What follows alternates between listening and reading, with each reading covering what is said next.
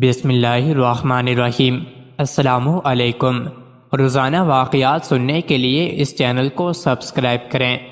ایک دن حضرت بابا فرید گنج شکر رحمۃ اللہ علیہ درخت کے نیچے اپنے ساتھیوں اور مریدوں سے محو گفتگو تھے کہ ایک ہندو عورت اپنے سر پر دودھ کا برتن رکھے ہوئے ادھر آ نکلی۔ حضرت بابا فرید رحمۃ اللہ علیہ نے رسم درویشی کے مطابق اس بت پرست عورت کی خیر و عافیت دریافت کی۔ ہندو کی نظر میں وہ ایک پنچ ذات سے تعلق رکھنے والی عورت تھی، اس لیے کوئی شخص بھی اس سے انسانی لہجے میں گفتگو نہیں کرتا تھا۔ آج جب اس نے ایک دوسرے مذہب کے ماننے والے بزرگ شخص کی طرف سے برابری کا سلوک دیکھا تو اپنی حالت زار بیان کرنے لگی۔ میرا تعلق اجودہن میں بسنے والے گوالوں کے خاندان سے ہے۔ باپ دادا دودھ فروخت کر کے اپنا پیٹ پالا کرتے تھے۔ میرا شوہر مر چکا ہے اور میں برسوں سے دودھ فروخت کر کے اپنے بچوں کی پرورش کر رہی ہوں۔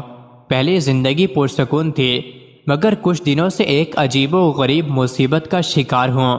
یہ کہہ کر گوالن عورت ادھر ادھر دیکھنے لگی جیسے وہ کسی سے خوف زدہ ہو۔ حضرت بابا فرید رحمۃ اللہ علیہ نے عورت کی ذہنی کشمکش کو محسوس کرتے ہوئے فرمایا، تم بے خوف و خطر اپنے دل کی بات کہہ ڈالو۔ ہم لوگ مسلمان ہوتے ہوئے بھی تمہارے غمخسار ہیں۔ ہمارا مذہب دنیا کے ہر مظلوم کی حمایت کرتا ہے۔ حضرت بابا فرید رحمۃ اللہ علیہ کی شفقت و محبت کا مظاہرہ دیکھ کر ہندو عورت نے وہ راز کہہ ڈالا جسے بیان کرتے ہوئے اس کی زبان کانپ رہی تھی۔ کچھ دن سے ایسا ہو رہا ہے کہ جہاں کے چند جوگی اور جادوگر مجھے پریشان کر رہے ہیں، وہ روزانہ مطالبہ کرتے ہیں کہ سارا دودھ انہیں دے دیا جائے۔ کچھ دن تک تو میں نے ایسا ہی کیا، مگر جب ان سے دودھ کی قیمت طلب کی تو جوگیوں نے بڑی بے رحمی سے جواب دیا کہ وہ لوگ جو چیز خریدتے ہیں اس کی قیمت ادا نہیں کرتے۔ میں نے آئندہ دودھ دینے سے انکار کیا تو وہ لوگ شاپ بددعا دینے لگے کہ اگر ہمیں دودھ نہیں دے گی تو تیرا دودھ اس قابل نہیں رہے گا کہ کوئی دوسرا خرید سکے۔ میں نے جادوگر کی اس دھمکی کو کوئی اہمیت نہیں دی اور واپس چلی آئی۔ پھر جب دوسرے دن دودھ فروخت کرنے گاؤں گئی تو میری حیرت کی کوئی انتہا نہ رہی۔ دودھ کے تمام برتن کیڑوں سے بھرے ہوئے تھے۔ میں نے اسے اتفاق سمجھا، مگر دوسرے دن بھی یہی واقعہ پیش آیا۔ مجبور ہو کر میں دوبارہ ان جوگیوں کے پاس گئی اور ان سے رو رو کر التجا کی کہ نصف دودھ وہ لے لیں اور باقی میرے بچوں کے لیے چھوڑ دیں، مگر ان ظالموں پر میری گریہ و زاری کا کوئی اثر نہیں ہوا۔ پھر ایک دن ان جادوگروں کے چیلے میرے گھر آئے اور بڑے صفاقانہ انداز میں کہنے لگے، گروہ کا حکم ہے کہ اگر تو ہمیں دودھ فراہم نہیں کرے گی تو پہلے تیرے سارے جانور مر جائیں گے، پھر ہم تیرے بچوں کو اپنے قہر و غضب کا نشانہ بنائیں گے۔ تو جن بچوں کی خاطر دربدر بھٹکتی ہے وہ کچھ دن بعد اس دنیا میں نہیں رہیں گے۔ آخر بچوں کی محبت نے مجھے مجبور کر دیا۔ میں کئی ماہ سے ان ظالموں کو دودھ فراہم کر رہی ہوں اور گاؤں والوں سے قرض لے کر اپنی زندگی کے دن پورے کر رہی ہوں۔ آخر گاؤں والے بھی کہاں تک قرض دیں گے؟ یہ کہہ کر دودھ فروش عورت اپنے دامن سے آنسو خشک کرنے لگی۔ حضرت بابا فرید رحمۃ اللہ علیہ نے ایک مظلوم عورت کے دکھوں کی داستان سن کر فرمایا، صبر کرو، تمہاری مصیبت کے یہ دن گزرنے ہی والے ہیں۔ اچانک دودھ فروش عورت گھبرائے ہوئے لہجے میں کہنے لگی، خیر میری تو جس طرح گزرے گزر جائے گی، مگر تم لوگ بہت شریف ہو، آج تمہیں ان درختوں کے نیچے دیکھا تو چلی آئی۔ میری طرح تم لوگ بھی غریب ہو۔ میں تمہیں یہ بتانے آئی تھی کہ کہیں وہ ظالم جادوگر ادھر کا رخ نہ کریں اور پھر تم ان کی جفا کاریوں کا نشانہ بن جاؤ۔ عورت کی سادہ دلی قابل دید تھی۔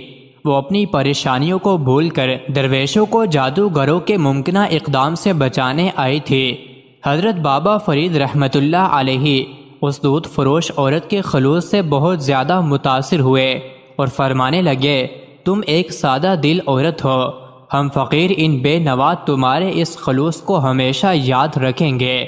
ویسے تم بھی یاد رکھو کہ جب تک اللہ کی طرف سے کوئی مصیبت انسان کا مقدر نہ بن جائے اس وقت تک دنیا کی کوئی طاقت اسے ذرا برابر بھی نقصان نہیں پہنچا سکتی۔ اگر تم جوگیوں اور جادوگروں کے بجائے اپنے دل میں خدا کا خوف پیدا کر لو تو تم خود بھی محفوظ رہو گے، تمہارے بچے بھی اور تمہارے جانور بھی محفوظ رہیں گے۔ تم بھگوان کی بات کر رہے ہو۔ دودھ فروش عورت نے حیرت زدہ لہجے میں کہا، میں تو اسے روز ہی یاد کرتی ہوں، مگر میرے دکھوں میں کوئی کمی نہیں آتی۔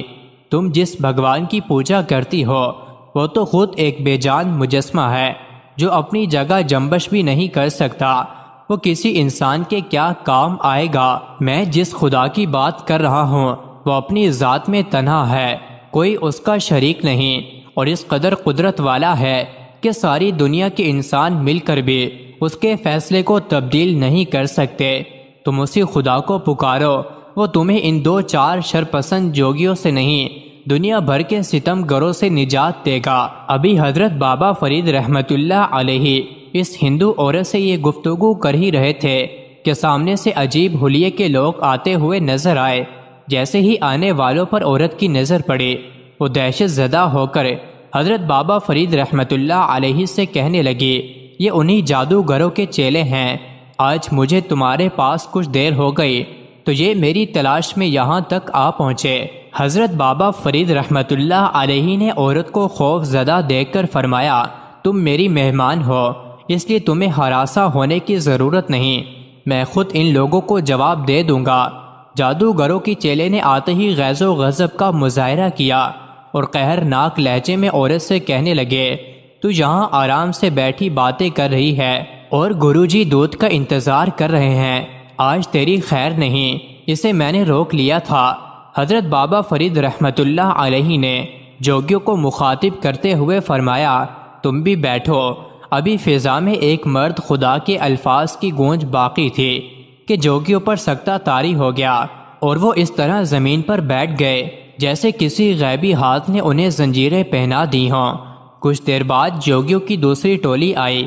حضرت بابا فرید رحمت اللہ علیہ نے ان سے بھی وہی فرمایا، بیٹھ جاؤ، اور وہ بھی سر جھکا کر بیٹھ گئے۔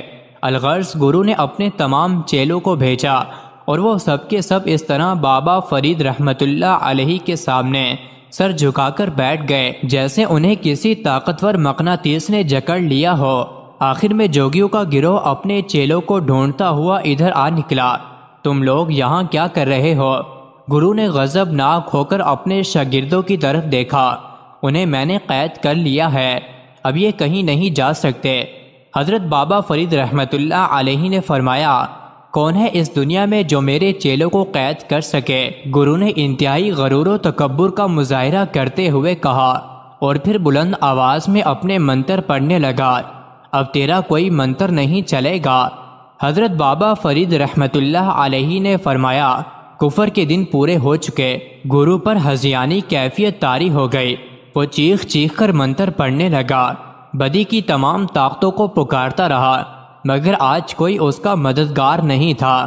آخر گرو نے حضرت بابا فرید رحمت اللہ علیہ کے قدموں پر سر رکھ دیا اور اپنے چیلوں کی رہائی کے لیے التجا کرنے لگا، تیرے شاگردوں کو صرف ایک شرط پر رہائی مل سکتی ہے کہ تو انہیں لے کر یہاں سے دور چلا جا۔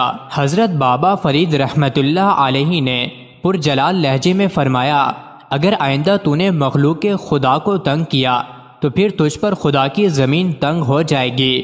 گرو بہت دیر تک حضرت بابا فرید رحمت اللہ علیہ سے معافی مانگتا رہا اور پھر اپنے چیلوں کو لے کر اجو دہن کی حدود سے نکل گیا۔ گرو کے جانے کے بعد حضرت بابا فرید رحمت اللہ علیہ اسی جگہ پر اقامت گزیر ہوئے اور پورا قصبہ آپ کی اس کرامت کے شور سے گونجنے لگا۔ نتیجتاً سینکڑوں بت پرست حلقہ اسلام میں داخل ہو گئے۔ اجو دن میں یہ آپ رحمت اللہ علیہ کی پہلی روحانی فتح تھی۔ مزید ایسی ہی ویڈیوز کے لیے چینل کو ضرور سبسکرائب کریں۔